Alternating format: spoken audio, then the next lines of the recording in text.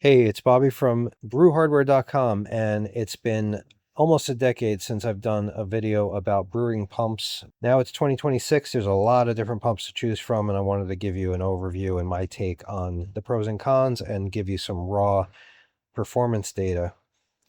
Starting with the most compact, we've got the TopsFlo TD5. This is a 24 volt DC pump that gets connected to an AC to DC adapter. This is my personal brewing pump that I've been using for 8 or 9 years. The only way that this comes with tri-clamps on here is if you have me weld these adapters on. So just as sanitary as all the other ones, but the pumps come threaded with 1/2-inch pipe. One of my favorite parts about this pump is just how compact it is. You can clamp this on any port and you don't have to worry about having hoses running into it. Then you got the Mark II, which has recently been updated with tri-clamp ports from the factory. There's a lot of different brand names. We just call it the Mark II. It comes in a couple of different brewing systems. This is the most budget friendly of all of these that are on the table here. I would say the cost of the Mark II is its biggest benefit. It has an inline switch on the power cable, but it is a no-nonsense pump that works and is relatively inexpensive. I guess about 6 years ago, the Blichmann Riptide pump came out, and this was kind of the first pump that has a 3-inch tri-clamp that holds the pump head to the motor. It has a linear flow valve to regulate the pumping force, though in a lot of applications you're going to have valves in other places to do flow regulation, so it's not a deal breaker for a pump not to have this built in. It does have an air relief valve at the top. You just pull this. This is an older version of the head. The newer one has a little hose barb sticking out so that you can put a hose on there, and when you go to vent the air, if any liquid comes squirting out, you can at least collect it in a drip tray or a bowl. And the spike pump, because it's heavily based on the same design, they also have the 3-inch TC to hold the head on. They've got the air relief valve, which is essentially the same as just pulling this vent right here. And they've got the hose barb down here to drain any of the waste out, into a bowl. The air release valve, or ARV as they call it, is a little bit stiff on these pumps. It does take a little bit of torque to open this thing up. I think I like the quick pull of the Blichmann, but again, that's not a deal breaker. Both of these similar style pumps have a switch, a waterproof switch on the base of the unit to turn the pump on and off. Also kind of a nice to have, but definitely not needed, because a lot of times you're plugging these into a control panel that has a separate on-off switch. Feature set, it does not have any built-in switches. It doesn't have a toolless disassembly. This requires a spanner wrench that they do provide to take the head off, and there's no air relief valves or throttling valves like the Riptide.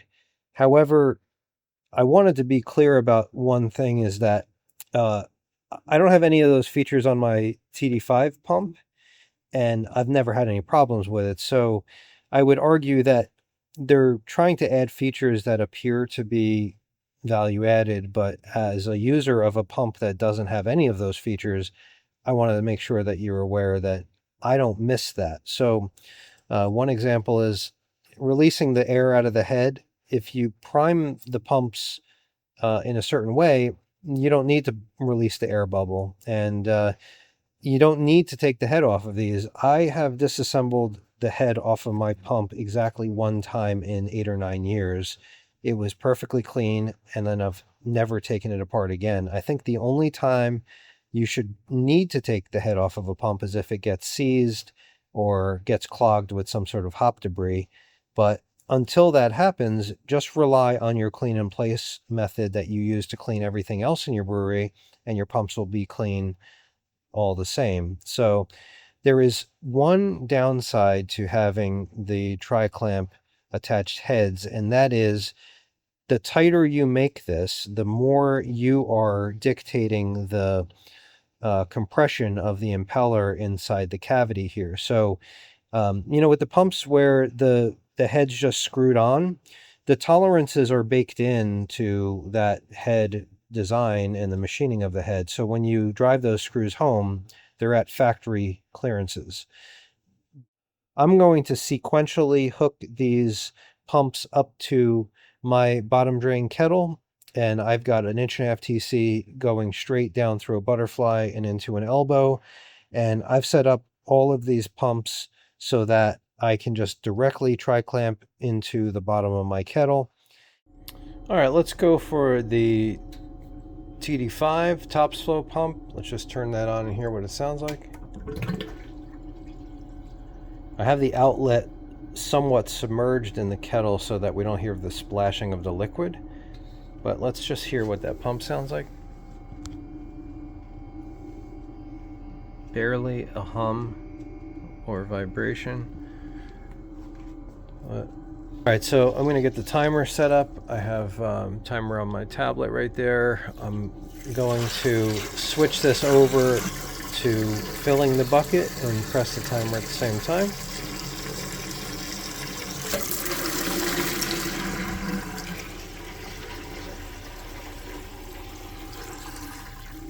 And I'm just going to stop the timer as soon as I see the water crest over the top of the bucket.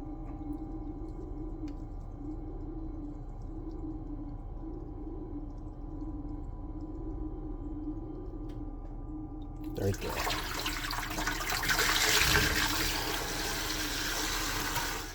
Alright, we got the Mark II hooked up now. Let's get that turned on.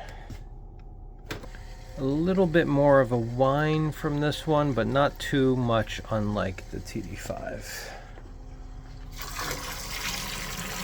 Pretty good performance, at least visibly. Just pushing some water. Bucket's empty. We're going to do this test again.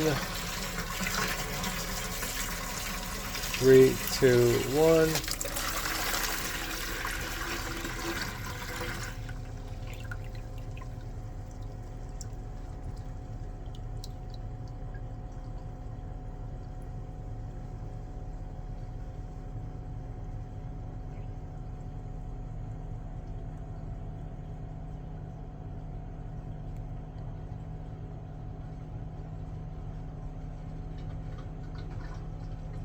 Right there. All right, we got the Riptide pump hooked up.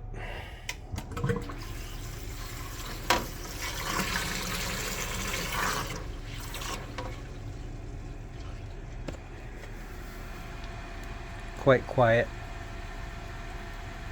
Some of these are a little bit noisier than others, but this one is behaving.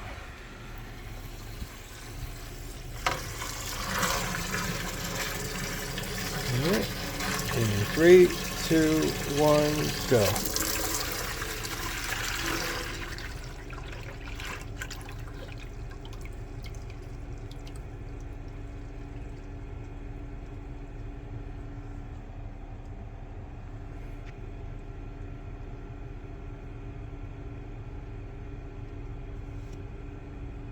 And stop.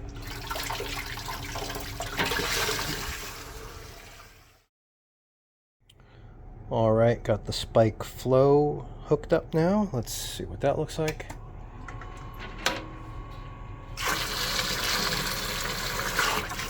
Some good pressure there, obviously. Let's see what it sounds like. A little bit of whining out of this one. Again, both the Blichmann and the spike flow have had, some noise issues here and there with individual pumps. Some of these get quieter as they break in. This one's brand new out of the box. Probably needs to work its way in a little bit. 3, 2, 1.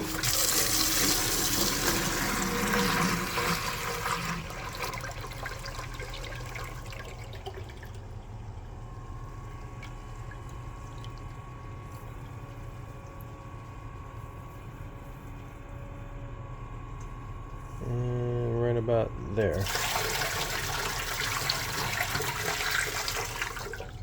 Okay, that's a fast one.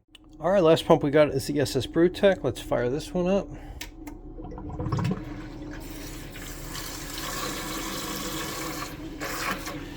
Okay, one thing I noticed about the SS Brewtech, I don't think it means anything, but it's the one pump where when I first start it up, it like ramps up. I'm gonna hit the button, listen for the button and when the pump starts.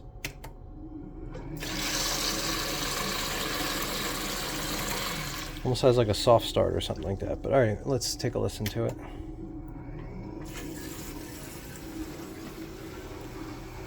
This one's pretty quiet. It's got a sealed housing, unlike the other Riptide and Spike Flow that have an open fan back.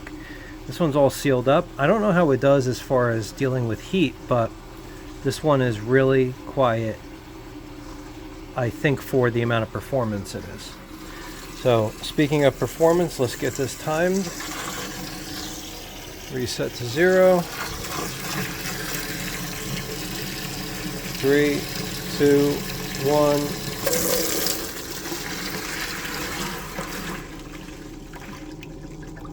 This feels fast.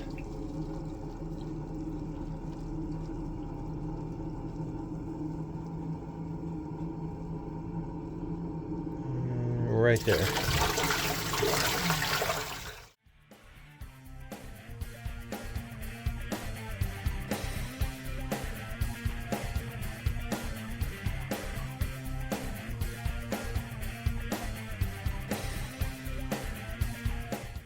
Bang for your buck, I think the TD5 is really the favorite of mine anyway, because it's so compact, so quiet. I would say if you're looking for just absolute raw power, I think you got to look at the Spike Flow or the SS Brewtech pump. The SS Brewtech is probably the top one at the moment, but if longevity and track record is something really important to you, I wouldn't discount the Riptide pump either, especially if you want to put a valve on the output of your pump to throttle the flow.